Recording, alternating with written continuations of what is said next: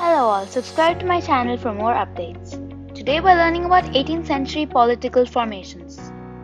In the 18th century, there was a decentralization of power in India and new states emerged. The crisis of the empire and the later Mughals. The Mughal Empire faced crisis towards the closing years of the 18th century after Aurangzeb died. There were many factors responsible. Let us go through these factors. Number 1. Emperor Aurangzeb had depleted the military and financial resources in order to conquer the Deccan. There were inefficient successors. There were peasant and zamindari rebellions in many parts. Attacks of Nadir Shah and Ahmad Shah Abdali added to these problems. There was competition amongst different groups of nobles. Now, let us go on to the emergence of new states. The groups that emerged during this time can be divided into three overlapping groups. These groups are: Number 1. States that were old Mughal provinces like Awadh, Bengal and Hyderabad. Number 2. States that enjoyed considerable independence under the Mughals as Watan Jagirs like the Rajputs, and states under the control of Maratha Sikhs and others like the Jats. How did these new states emerge? With the decline of the Mughal emperors, the governors of large provinces, subadars, and the great zamindars consolidated their authority in different parts of the subcontinent. There were three new states that emerged. They were Hyderabad, Awadh, and Bengal. The first state we will be talking about is Hyderabad.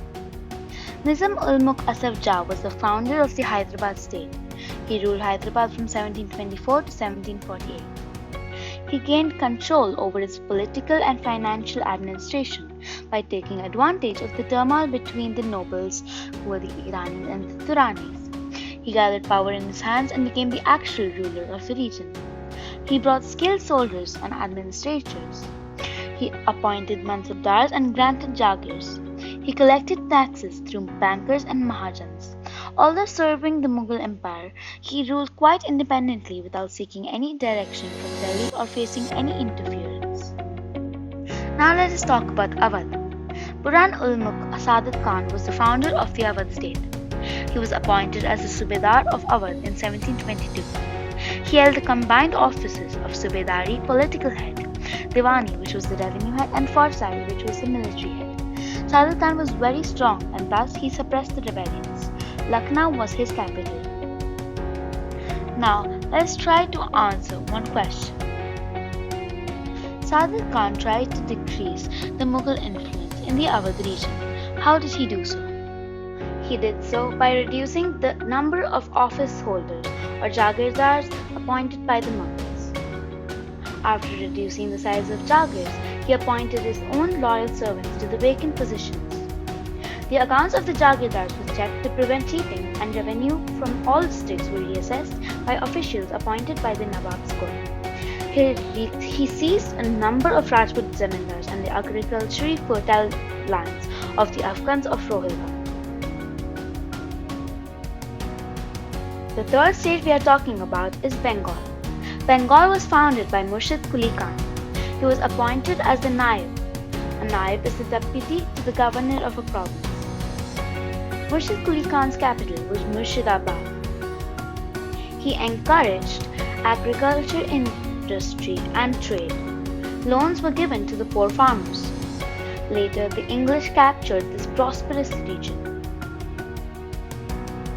Now let us talk about Ijradars. The state depended on local bankers and mahajans for loans. The Ijradars, also known as revenue farmers, agreed to pay the state a fixed sum of money. But why would they do so? Let us now try to answer two questions. Number 1. What do they get in return? Well, in return, the revenue farmers were given considerable freedom in the assessment and collection of taxes. Question number 2. What was the impact? The Ijradars, or the revenue farmers, started influencing the court. Seizing independence. Let us first talk about the Sikhs. The Sikhs fought against the Mughals and became very strong under the leadership of Guru Gobind Singh. He organized the Sikhs into a military group called the Khalsa in 1699. The community was founded for peace but had to pick up sword. After Guru Gobind Singh's death, Khalsa rose in revolt against Mughal authority under Banda Bahadur's leadership. They declared their sovereign rule by striking the coins in the name of Guru Nanak and Guru Gobind Singh. They established their own administration between the settlers and the Yamna. But then Banda Bahadur was captured by the Mughals in 1715 and executed in 1716. After Banda Bahadur's death, the Sikhs organized themselves into a number of bands called Jathas or Misls, under a number of able rulers. The combined forces were called as Dal Khalsa. They would meet at Baisakhi and Diwali for collective decisions called the Resolutions of the Guru or Gurmatas. A system of Rakhi was introduced, offering protection to the cultivators on the payment of taxes. The Marathas. Chhatrapati Shivaji founded the Maratha Kingdom. He was born in 1630 and passed away in 1680. He was born to Sachi Bhonsle and Jijabai in Shivneri in 1630. His mother and Dada Kondadev were his teachers. Kundis were the backbone of the Maratha army. Question: why did the Marathas want to expand beyond the Deccan? They wanted to do so as they wanted to clip away the authority of the Mughal Empire. They wanted the Maratha kingdom to be recognized as the overlord of the Deccan Peninsula. They wanted to possess the right to collect Chaut and Sardesh Mukhi. Chaut and Sardesh Mukhi are two types of taxes. Chaut was 25% of the revenue claimed by the zamindar. In the Deccan, this was collected by the Marathas. Sardesh Mukhi was 9 to 10% of the land revenue paid to the head collector in the Deccan. Thanks for watching my video. Subscribe to this and that.